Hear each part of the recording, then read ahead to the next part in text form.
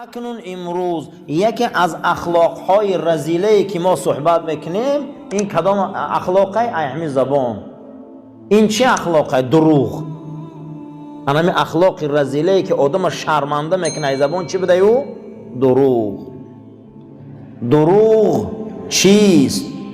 دروغ هر آن چیزی که زید قانون عقل میبره، زید قانون شرع میبره، زید قانون طبیعت میبره و دروغه. من اگر از یک آدم گوه که شیر سیاه هم مد میخنده، هم عقل خدی شیر سفید میشه، هم شریعت خدی، هم طبیعت خدی. یکم بردیده که شیر سیاه باشه. هر چیزی که عزیزو همون قانون عقل، قانون طبیعت، قانون شریعت او را قبول نمیکنه و دروغه. برای همین حضرت فرمودن که الکذیب لا امتی یا الکذاب لا امتی، دروغگو امتی من نیستن.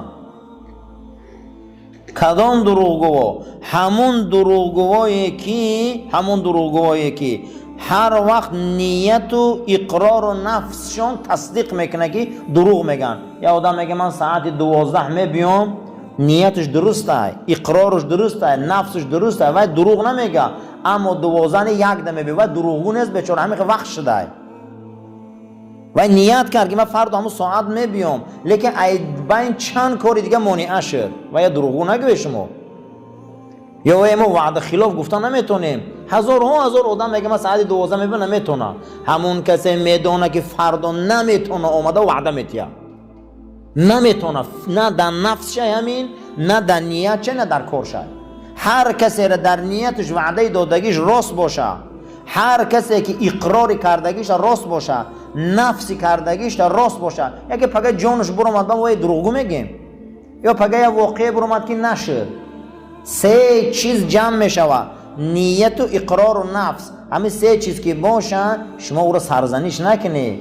یک آدم میگه پگم میبیامو، نه نفسش قطعی همون را میسنجه، نه اقرارش قطعی، نه نیتش قطعی. همین هوایی میگه انا همینا دروغگوام.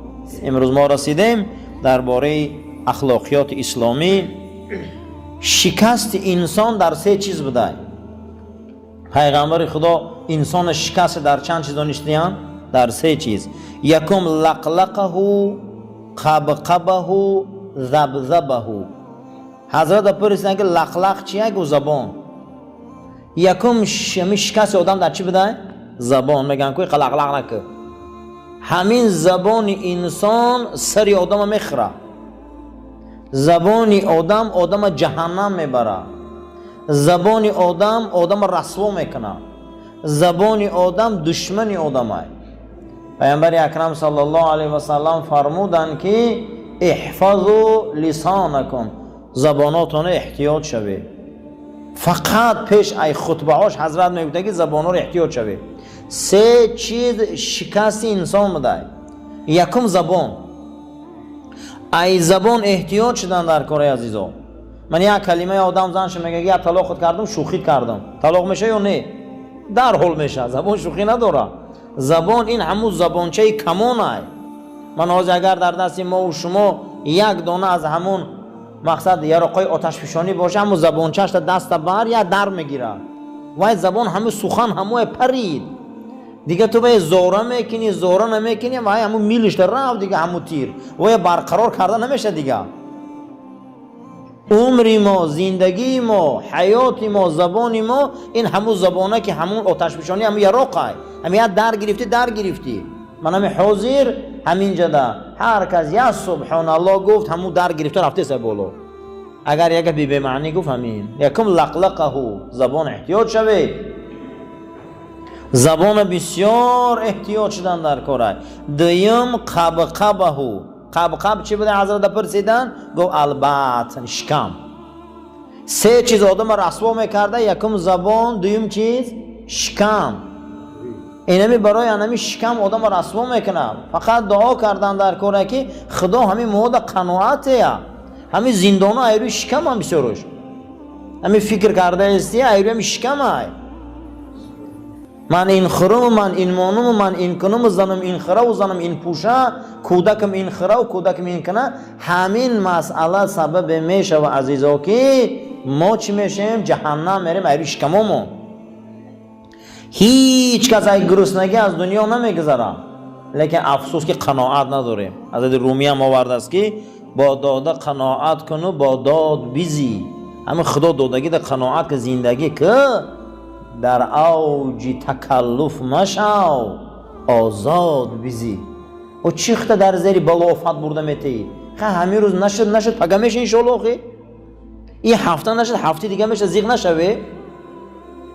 برای انا امین میگه زیر تکلیف نرو، کلفت و عذاب در نرو. انسان ها برای دنیای دو روزه میروان گرین فروشی میکنن 10-15 سال عمرشون در زندان های نخواه کمی زندگی باشه. برای زندگی دو روزش رفته دزدی میکنن 5 سال 3 سال در زندان میروه. خیلی این سال نشد آیند میشوه. قناعت یاد گرفتن در کاره. قناعت. دویم قبقبهو چی بوده؟ شکم. برای شکم تو زیغ نشوه. چیزی را که خدا اگر در ما تقدیر کرده باشه او را هیچ که خورده نمیتونه. قسم به خدا کسی را که خدا تقدیر کرده است که هر چیزی را که معده ما میدره هیچ کسایی ما گرفته نمیتونه. اگر تقدیر کردگی نباشه کو ما اگر رنگ تورتانکو در 10 دیوال تار مونیم کو هیچ مدریخ ما نمیغلطه. بعضی انسان ها رنگی تورتانکن در 10 جا دام موندگیان تورتانک بارین اما یک موده یک دونه پشه میغلطه. وای خدمت رزقه برای شکم شده هیچ مال جهنم نرویم، هم زن هم مرد. حتی که حدیث صحیح بوده است که رسول اکرم صلی الله علیه و سلم فرمودند که شب معراج زنهای را دیدم که زباناشون یک گز از دهن بیرون کردن 60 سانتی متر. بعد از او جبرائیل پرسید این کدام زنهای خیلی در عذابن؟ گوین همون زنهای هستن که شوهراشون همون قوه و قدرت کار نداشتن مجبور کردن که همین را میکنی. به خاطر همون زن و کودک شد همین بیچاره برای شکم هموش حرام درفت. تکلیفی مالای اتاق میگن زوری شونه میرسیده اینو دست زدن کرتان میکنی اینو میکنی چیزم کردی اونم کردی اینم کردی. رسول اکرم فرمودن شب معراج دیدم در دارها ای زباناشون کشالن. این کیانیو؟ گو همون شوهر نمیرسیدگی زورش اینو مجبور کردن اینو حرام درفتن. با ولی شما باور کنید بسیاری یعنی زندانی های نشه فروش ایره میزنه گودکاشون من این کنم نفس و شهوتاشون قدی حیف شد عمرشون. قبقبه شکم رو احتیاط چه بگو. 3 چیز این شکست هر یک انسان در اخلاقیات بینه. یکم زبانش، دویم شکمش، سوم ذبذبه شهوت. این کیفرانی و کیف و صفا این شهوت های ای شریعت بیرون حرامه و به شهوت زندگی نیست. شهوت چیه؟ کشیش بیزن زندگی نیست. زنی خود حلاله. به خوردن زندگی نیست، به نوشیدن زندگی نیست. بعضی حالاتش ایرام که میبروخه. بعضی حالات های چی میبرو؟ ایرام که میبرو. همی شهوت بوده است. همی کشیش های بیمعنی آدم رسمو میکردیم. همون جنت موندگی حضرت آدم خدا میگه همین درخت نزدیک نمیشه شهوت بین. همون نعمت موندگی اومده با هم درخت چقه میشه. بسیاری چیو را پروردگار مدمن کرده اومده چقه میشه. برای همین شهوت 3 چیز آدم رسوا میکرده. یکم زبانش، دویم شکمش، سوم کیف و صفاش. 3 چیز. اما بزرگان من میگفتن ارواحشون دارم که مستی و پستی. همین مستیش چیه؟ شهوت. طبق برنامه هامون روزهای جمعه ما درباره اخلاق اسلامی صحبت میکردیم و تربیت اسلامی پروردگار رو از همون بحر علم اگر ذره از ذره هاش باشه برای ما هدایت توفیق ده. موسی علیه السلام که علم لدونی داشت و موسی گفتی که موسی من برایت علمی هیچ ندادم مگر اندکه، یعنی که در پیش قدرت تو علم تو دانایی تو او قدرت هایی که تو آفریدی علم ما ذره هم از ذره هاش نیست. لیکن پروردگار اندکم که باشه میگیم همین برای ما سبب هدایت گردان، سبب توفیق گردان. زیرا که روز قیامت جناب پیغمبر صلی الله علیه و سلم فرمودن همه چیز ثوابش تمام شوی داشته مگر ثواب علم. ثواب علم تمام شوی نداشته. کسی که اگر علم آموخته ثوابش تمام شوی نداشته. ثواب نماز تمام شده، ثواب روزه تماشوی داشته، جمع شدن یک خاتمه داشته، ثواب علم خاتمه نداشته است. برای همین مسجدها باید مرکز علم باشند. با وجودی که عبادت میکنن، هر یک مسجد بیا باید یک چیز از همجا یاد گرفته روا. اساسی مسجد همین باید باشه. مسجد اساسی مقصدش این علمه. باید همینجا آمده یک علم حلاله یا حرامه، یک علم باید یاد گرفته روا. تمام بزرگای ما و دانشمندای ما از مسجد برآمدن. وقتی که میخوانیم در علم که با زبان یونانی و با زبان لاتینی و با زبان یونانی و با زبان لاتینی، اما خصوصا مکتب های یونانی اولین مراتبه از همین برچک، از همین گوشه ها سر شده بوده. این همیخه جمعیت به جمعیت، جمعیت به جمعیت، همیخه 5 کس 10 کس، همین تا اساس صرفه ساختیان، صرفه های کلان، همون تا میماخانه ساختیان، همون تا اساس حجره ها ساختیان، اساس به دانشگاه رفته رسیده. یعنی معلوم بوده است که علم این همین جمعیت سر شده بوده، این همین خیلی جا سر شده بوده است. حتی که زمان مولانای رومی در همین بلخ، حضرت در همین باغش هر تگ یک درخت چنار داشته، حضرت یک صرفه داشته. مقصد علم ریاضی را الوحیده درس میداده، هندسه‌اش الوحیده، حدیث الوحیده، شعر الوحیده، تاریخ الوحیده، همین تا گروه در باغش همین صرفه‌اش درس میداده. یعنی معلوم بوده است که همین درس و علم همش ای مسجد هم خیلی جای جمعیتی برآمده بوده و امروز با او درجه های دانشگاه بین المللی و با همون دانشگاه سر شد. همین دانشگاه دیوبند اساسا از تگ یک توت سر شده.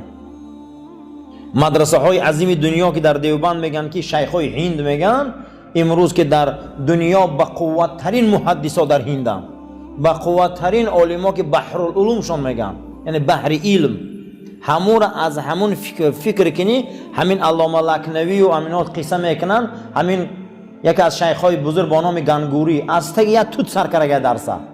ای تگ همین توت همین مدرسه ساخته شد، همین مدرسه بنیاد شد، همین مدرسه های عظیم دنیا شد. حتی بزرگا رفتن گفتن جینا هم درس میخونن، هزار شیخ‌های حدیث برآمدن. از چی؟ ای تگ یک درخت سبب شد که روز همین مدرسه سبب شد و همون جانورای وحشی انگلیس همجا سر کردن. از تگ توت سر شد. هیچ محل این نغزانین برادرها، نامش را در کار نیست. از این منبر هزارها رمیده درخت در اومد، از این منبر هزارها درنده آدم شد، از این منبر هزارها رهزن درخت در اومد. یعنی معلوم بود است که این منبر ضرر نداشته یوخی.